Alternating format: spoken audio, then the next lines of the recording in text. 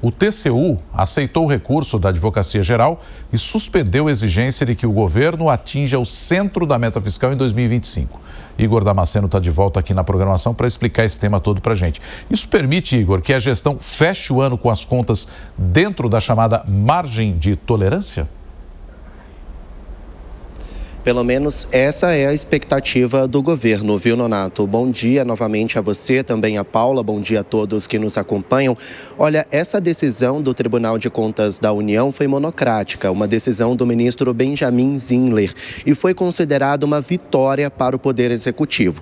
Vou contextualizar melhor essa história para vocês. Olha só, a meta fiscal do governo federal para este ano de 2025 é ter um déficit zero, ou seja, não gastar mais do que arrecada, que os cofres públicos estejam pelo menos zerados, pelo menos na prática é assim que está a expectativa. Só que o governo federal tem como ali essa meta não gastar mais do que arrecada, mas com uma margem de tolerância. O que isso significa? Se fechar o ano com um déficit de até 30 bilhões de reais, mais ou menos, então a meta é considerada cumprida. O problema é que diante do orçamento que está um tanto estourado, diante dos gastos públicos que estão ali nas alturas e diante também dos contratempos que o governo federal enfrentou ao longo do ano e teve que, na prática, colocar a mão no bolso, então o governo precisaria fazer um contingenciamento pesado para, pelo menos, cumprir a margem de tolerância. Em setembro, o próprio TCU determinou que a meta de déficit zero precisaria ser cumprida. E aí o governo federal acendeu o sinal de alerta, porque o final do ano estaria não com déficit zero, mas dentro da margem de 30 bilhões de reais no vermelho. E aí o ministro Benjamin Zinler decidiu de forma monocrática conceder autorização ao governo federal de não cumprir o centro da meta, ou seja, não cumprir o déficit zero e ter a margem de tolerância de 30 bilhões de reais. Na justificativa de Benjamin Zinler, essa concessão, essa autorização, ela é precisa, porque se fosse trazer para o centro da meta, o governo federal teria que trazer um contingenciamento muito alto, num montante bilionário. Isso poderia afetar as políticas públicas do governo federal, isso poderia afetar diretamente a população mais vulnerável da sociedade. Então, Benjamin Zinler, com essa justificativa,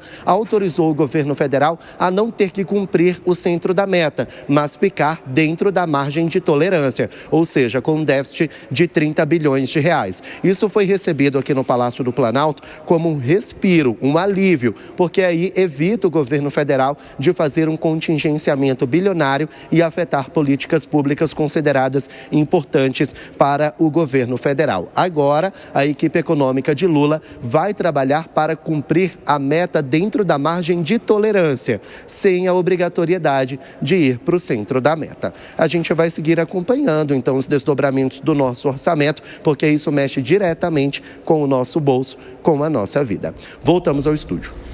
Sem dúvida. Muito obrigado, viu, Igor Damasceno, trazendo essas informações de Brasília. É tema para os nossos comentaristas, o Túlio Nassi e o Cristiano Beraldo, estão com a gente nesta manhã, analisando os principais temas. Beraldo, essa rodada começa contigo. Entra semana, sai semana. A gente está falando aqui na questão de cortar gastos, de segurar um pouco a gastança e, infelizmente, parece o samba de uma nota só, Beraldo. Como é que você está vendo isso? Nonato, é assustador como, desde antes de assumir a presidência da República, esse governo vem trabalhando, tramando, na verdade, contra o Brasil, contra a responsabilidade fiscal. O que é a responsabilidade fiscal? É você adequar os seus gastos ao que você tem de receita. Isso é uma questão básica de qualquer gestão, seja da sua casa, seja de uma empresa, seja de um governo.